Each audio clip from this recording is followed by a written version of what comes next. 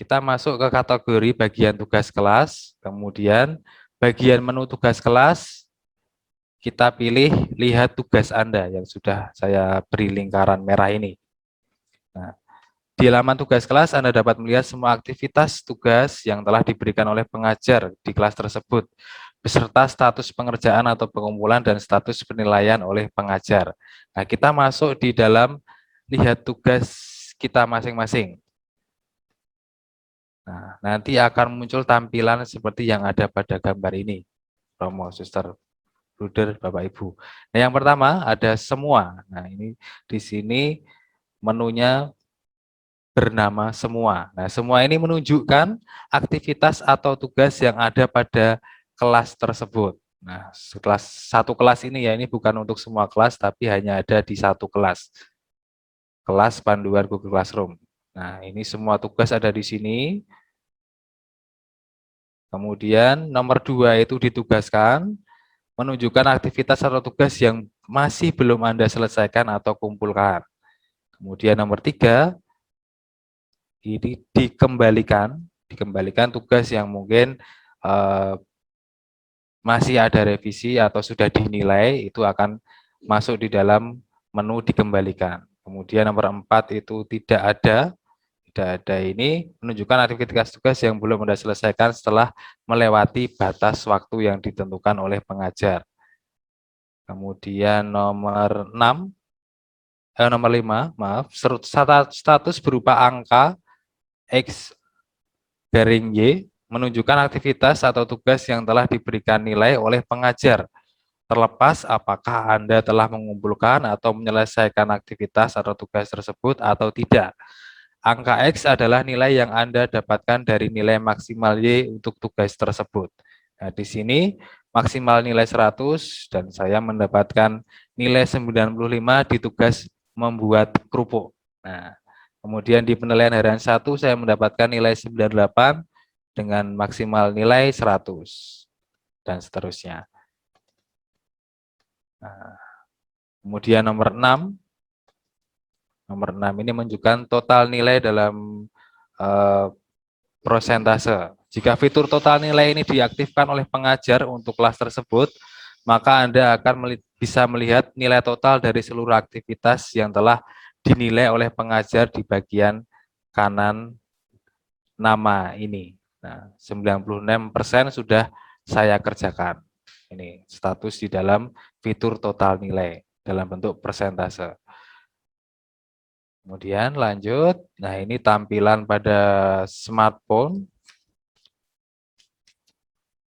Nah, Anda juga dapat melakukan pengecekan nilai dan perkembangan aktivitas belajar melalui perangkat bergerak dengan memilih menu tugas kelas. Nah, ini yang ada di bagian bawah. Nah, dengan ikon yang sama seperti tampilan antar muka web di masing-masing kelas. Tampilannya dengan ikon gambar apa ini ya, teks ya. Nah, jika pengajar mengaktifkan fitur total nilai, maka Anda juga bisa melihat total nilai dari semua aktivitas atau penugasan yang telah diberikan oleh pengajar. Nah, ini total nilainya sama, 96% sudah saya kerjakan. Selanjutnya melihat spesifikasi tugas. Nah, kita bisa masuk lagi di tugas kelas, kemudian pilih salah satu tugas, lalu pilih menu lihat tugas. Tertera di sini. Kita akan melihat di sini detail dari tugas yang diberikan. Nah, selanjutnya Google Classroom akan membuka sebuah tampilan baru berisikan detail penugasan yang telah diberikan oleh pengajar. Nah, nomor 1 ini nilai maksimal. Di sini poin yang diberikan oleh pengajar 100 poin. Dengan tugas makalah penggunaan teknologi informasi, nilai maksimal 100 poin. Kemudian nomor 2, batas waktu pengumpulan tugas. Anda tetap bisa mengumpulkan tugas setelah batas ini. Namun Google Classroom akan menandainya sebagai status terlambat mengumpulkan. Nah, ini tenggat waktunya tanggal 4 Oktober tahun 2000 berapa ini? 2021 ya. Oke, itu nomor 2, batas waktu. Nomor 3, rubrik. Nah, rubrik ini jika pengajar menyediakan dalam penugasan tersebut. Nah, ini rubrik di sini tertera di dalam judul. Judul ini dinilai, judul informatif dan representatif, tidak terlalu panjang dan tidak terlalu pendek, mendapatkan poin 25. Nah, jika pengajar itu menentukan rubrik dari setiap bagian-bagian, misal judul, isi, maupun struktur atau bagian kesimpulan, jika ada rubriknya, maka di situ terdapat poin-poin yang tertera. Kemudian nomor 4, tugas Anda. Nomor 4 ini menu tugas Anda ini. Pada bagian ini berisi dokumen penugasan yang harus Anda kumpulkan. Anda bisa menambahkan dokumen atau membuat tugas menggunakan Google Docs, Google Sheet, maupun Google Slide dengan menekan tombol tambah atau buat. Nah, dengan menekan tombol tambah atau buat ini bisa kita mengupload dari drive komputer yang sudah ada atau mengerjakan langsung di dalam aplikasi Google Docs tadi. Kemudian nomor 5, serahkan atau kirim tugas, klik tombol ini untuk mengumpulkan tugas yang sudah kita upload atau kita kerjakan. Nah, nomor 6 itu komentar pribadi. Gunakan bagian ini untuk berkomunikasi dengan pengajar. Nah, komentar yang ditinggalkan di bagian ini hanya dapat dilihat dan dibalas oleh pengajar, tidak untuk rekan-rekan sekelas.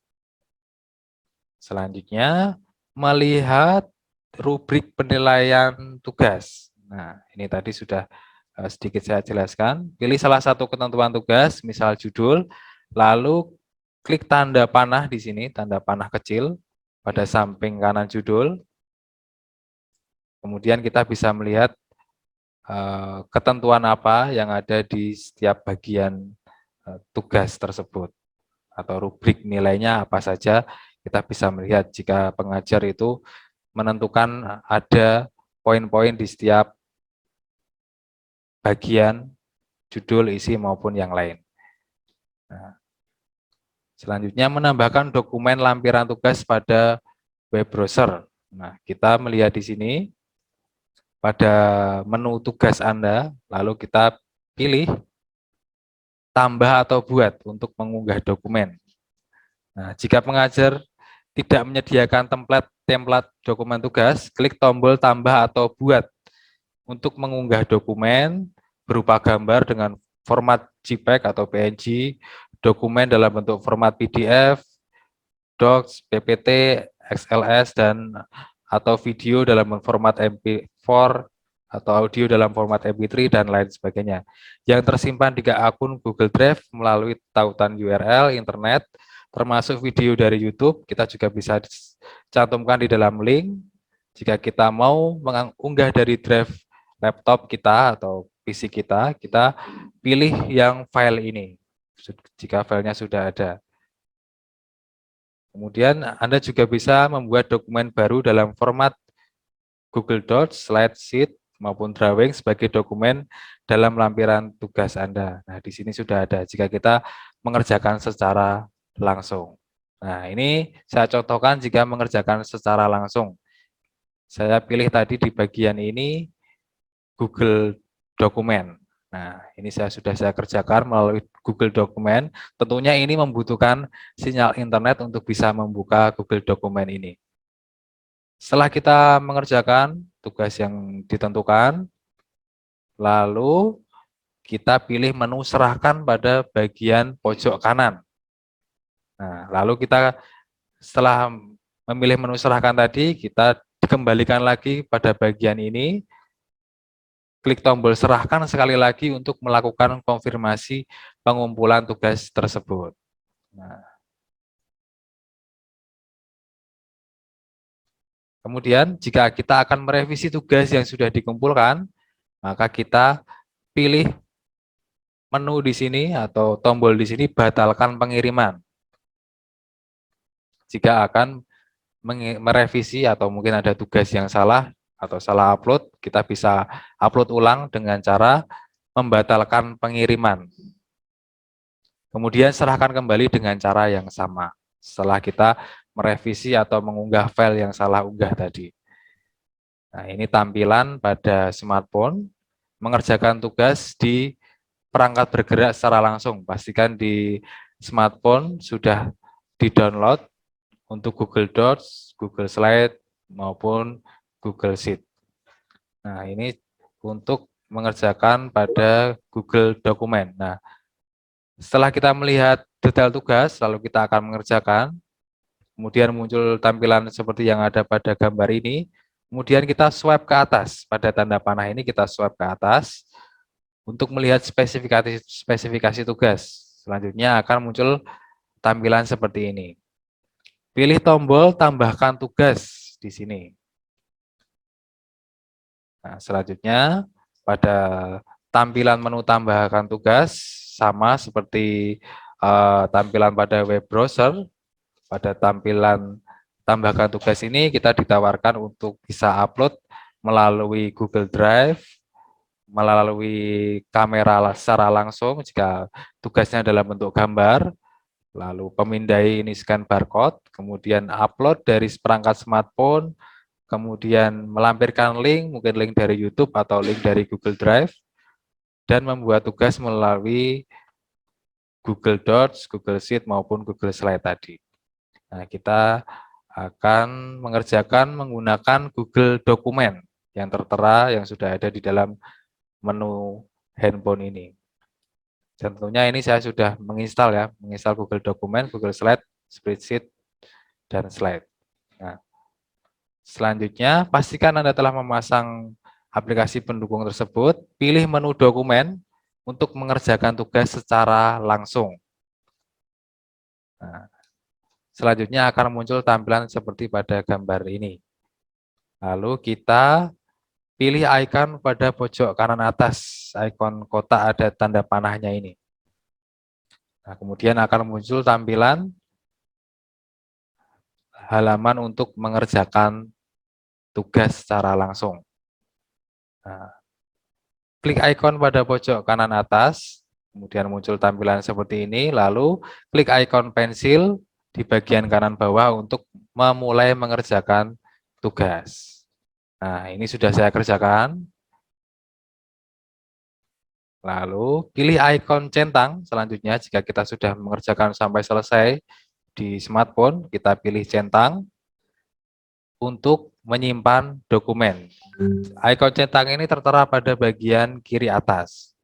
Nah, setelah selesai tersimpan, semua perubahan disimpan di dalam aplikasi ini, lalu kita pilih ikon X atau silang ini untuk kembali ke Google Classroom. Nah, nanti kita akan dikembalikan pada tampilan awal tadi.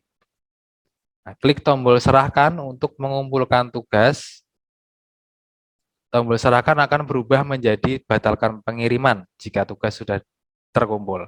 Pastikan di lampiran ini sudah ada tugas yang Bruder, Suster, Romo, Bapak, Ibu yang dikerjakan, yang sudah dikerjakan sudah ada di sini.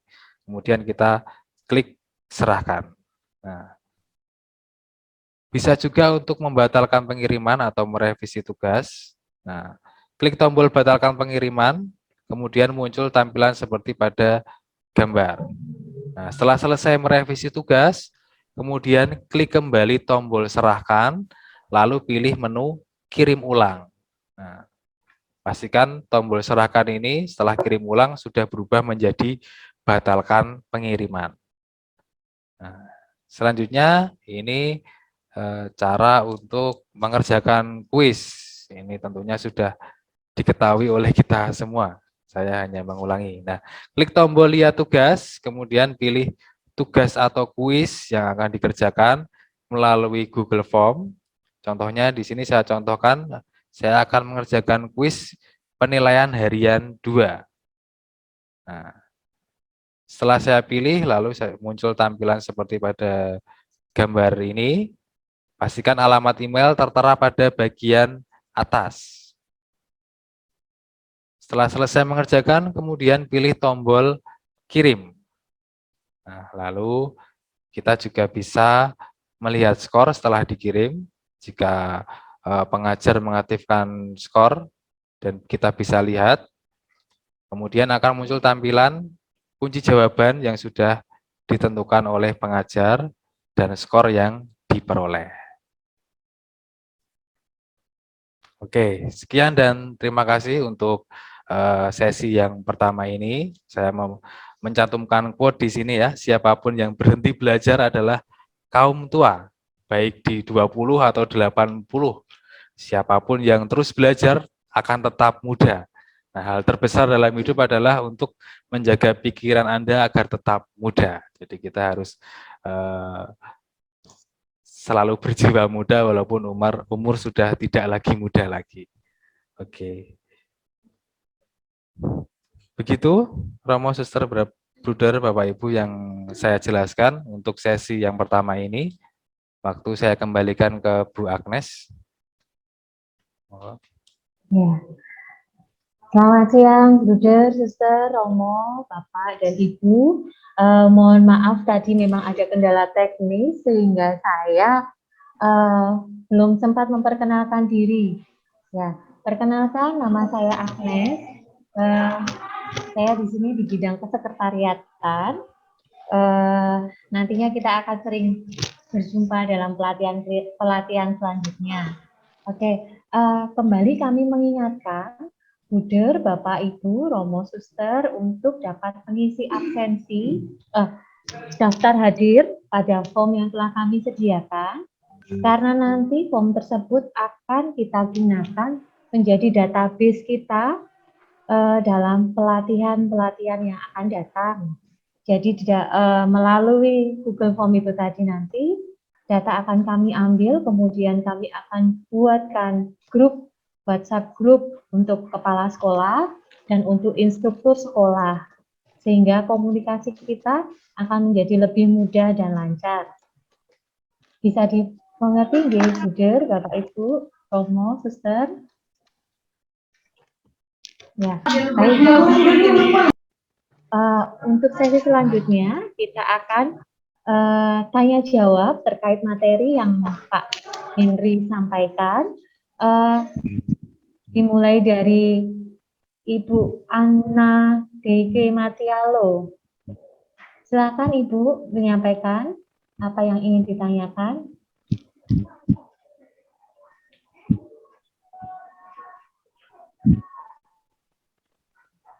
Ibu Ana. Selamat siang. Ini Ibu Ana D.K. Matialo dari SMP Katolik Santo Paulus Tompa Sok Baru. Mohon maaf karena baru masuk.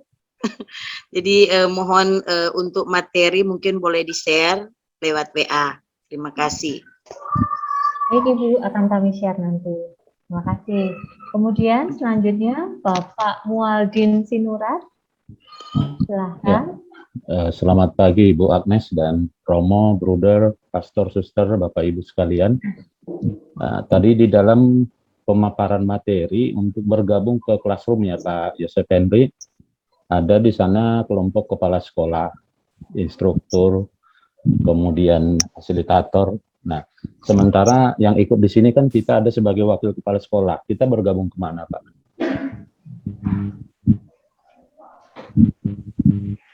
Baik, akan siapa Henry langsung atau ya? Oh, Pak Daniel yang akan menjawab. Monggo Pak Daniel. Terima kasih Mbak Agnes, terima kasih Pak Mualdin atas pertanyaannya. Apakah suara saya terdengar Pak Mualdin? Ya, terdengar jelas Pak Daniel. Oke, baik Pak. Mohon maaf, jadi begini, di antara peserta ini ada 200 partisipan ini memang nanti akan masuk ke 3 kategori. Harapan kami memang sebelumnya ini sudah diketahui sebelumnya, Bapak Bruder, Bapak Ibu Romo itu masuk ke kategori yang mana, tapi mungkin karena ada keterbatasan penyampaian informasi dan sebagainya, maka agak sedikit sedang mengikuti saya Pak. Nah, 144 sekolah itu diwakili oleh 2 orang, yaitu kepala sekolah dan wakil kepala sekolah. Kemudian kepala sekolah itu jelas nanti bergabungnya ke kelas yang tadi, kelompok kepala sekolah. Sedangkan wakil kepala sekolah itu adalah kelompok instruktur sekolah. Di wakil kepala sekolah nanti termasuk ke dalam kelompok instruktur sekolah. Kemudian siapa itu fasilitator? Panitia POP meminta kepada 10 anggota yayasan, 10 yayasan anggota konsorsium Ismoyo untuk menunjuk 10 kepala sekolah untuk menjadi fasilitator.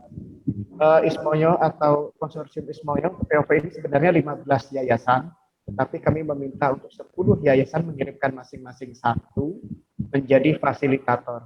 Nah, fasilitator ini adalah kepala sekolah sebenarnya. Nah, bagaimana jika kepala sekolahnya ternyata tadi kan ada kelompok kepala sekolah, ada wakil kepala sekolah.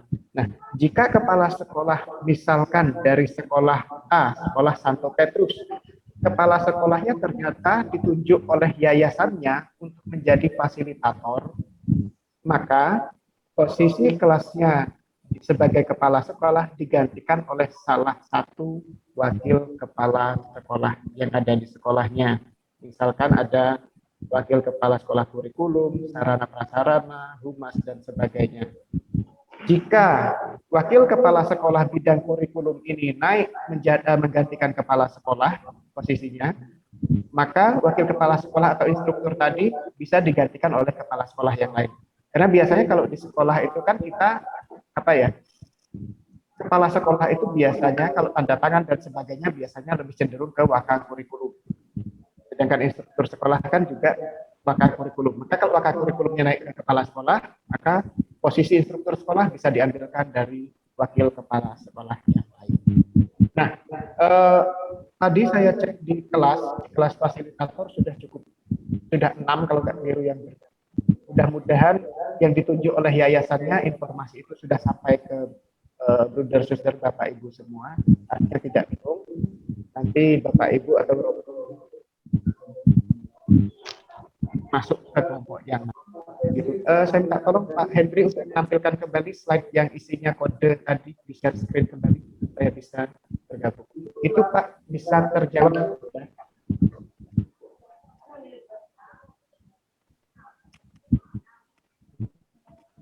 Pak Daniel?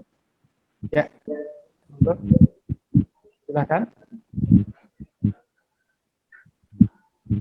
Oke, jadi untuk memperjelas saja, kalau begitu seperti itu prosedurnya. Misalnya kebetulan dari sekolah kita itu kan kepala sekolah jadi fasilitator. Nah, berarti dari kurikulum nanti akan naik menggantikan kelasnya kepala sekolah kan begitu. Nah, di pengisian daftar hadir dan form lainnya yang berhubungan dengan jabatan yang diminta berarti menggunakan jabatan kepala sekolah atau wakil tetap. Mungkin Mbak Agnes ini bisa membantu untuk di sekretariatan. Kasusnya jika kepala sekolah tadi sudah naik fasilitator, ya, digantikan oleh wakil, ada pengisian di presensi, apakah mengikut kelompok yang baru yang sudah naik tadi atau tetap posisi jabatan di sekolah?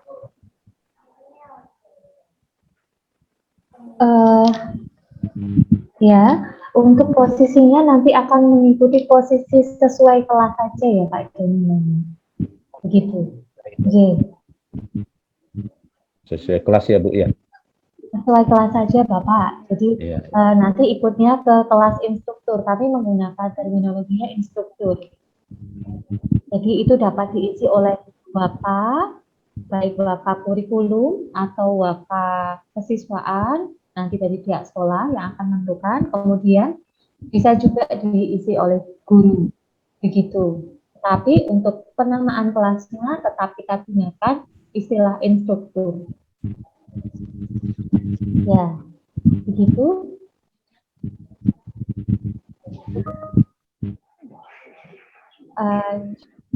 Bapak, atau masih ada yang ingin ditanyakan? Ya, soalnya tadi kan mengisi presensi tadi kan sudah kita isi. Nah, kebetulan saya bagian kurikulum di SMP Putri Cahaya Medan, kepala sekolah kita akan naik menjadi fasilitator. Nah, jadi tadi saya isi wakil kepala sekolah, jabatan di sekolah begitu. Oh ya, kemarin Mm-mm. suster sudah menginfokan untuk yang Bapak nanti sudah kami masukkan ke kelas kepala sekolah, Bapak. Tadi Nah, malam itu suster sudah menginfokan. Ya. iya itu yang mau saya perjelas tadi di presensinya kan saya isi wakil kepala sekolah gitu. Iya, baik. Jadi Bisa kami proses. iya. Makasih. Terima kasih, Bu. Oke, saya bisa beralih ke pertanyaan selanjutnya, J. Orang lewat. Bisa Jadi dengan orang Bapak di Yosef sekolah. Ito dari SMP. Hari apa, Jo? Hari Kamis. Silakan, Pak. Hari Kamis, Jo mau panggil sama tuh. Jadi mau panggil sama tuh guru-guru kalau bikin ini dia.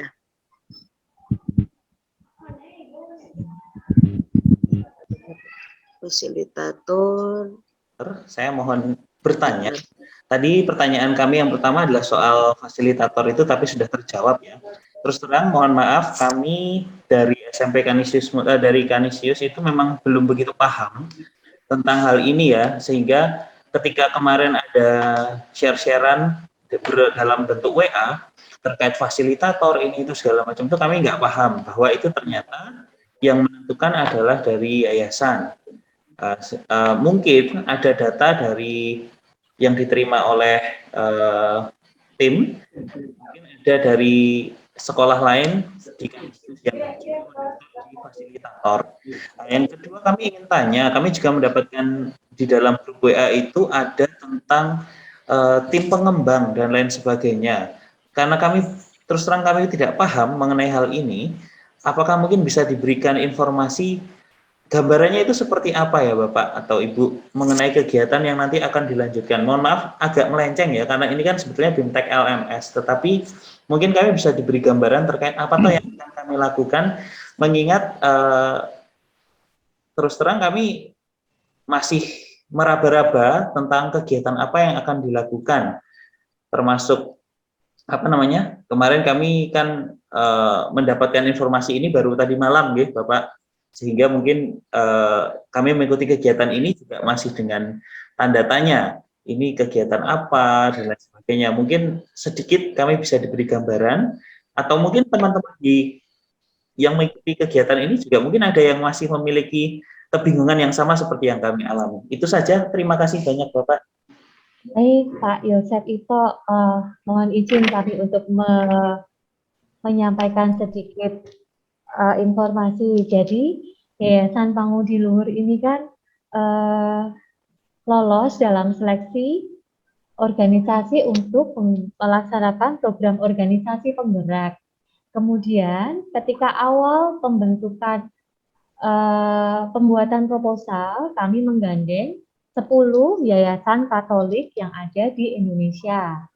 Beberapa yayasan itu diantaranya Yayasan Setia Medan, Seri Amal, Medan, kemudian Don Bosco, kemudian Yayasan Putri Hati Kudus, kemudian dari Yayasan Sibolga, Yayasan Paulus Makassar, YTKK Manado, Yayasan Pangudi Luhur. Nah, kemudian pada saat kami mencari sekolah intervensi itu, ternyata jumlah sekolah dari yayasan, ormas kami terpilih dalam kategori gajah. Nah, di dalam kategori gajah itu, kami harus mengintervensi minimal 100 sekolah. Begitu. Nah, tetapi pada detik-detik terakhir ketika memasukkan sekolah sasaran, kami kesulitan terkait dengan MOU, terkendala dengan MOU karena pada saat itu kami harus mengumpulkan sebanyak 57 MOU hanya dalam waktu 2 minggu. Nah, kemudian akhirnya dalam 2 minggu atas kerja keras dan partisipasi dari seluruh anggota yayasan, kami dapat mengumpulkan MOU sebanyak 47. Dari 47 MOU itu, maka kami mencoba menambahkan jumlah sekolah yang bisa bergabung, sehingga sekolah sasarannya kami itu bisa menjadi 100, gitu. Ternyata setelah terkumpul ada 144 sekolah, dan itu mendapat tambahan dari Yayasan Usaba, Kanisius, kemudian Yayasan Marsudirini, dan juga Yayasan Panti Asuhan Katolik. Begitu. Nah, program yang akan kami usung ini untuk meningkatkan kompetensi para tenaga pendidik dan tenaga kependidikan nantinya yang akan berujung pada peningkatan prestasi siswa didik. Nah, nanti saat dari pihak Kemendikbud akan melakukan pretest bagi siswa-siswi kelas 7 dan mereka akan dipantau selama 3 tahun. Kemudian di tahun 2023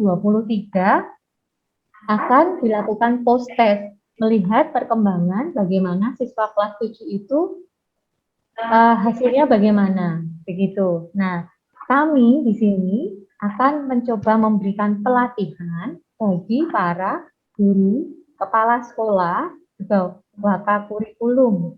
Bagaimana nantinya kami dapat menularkan hal baik yang kami miliki, yang bisa dikembangkan juga di yayasan atau sekolah Bruder, Bapak, Ibu, Romo, Suster. Begitu.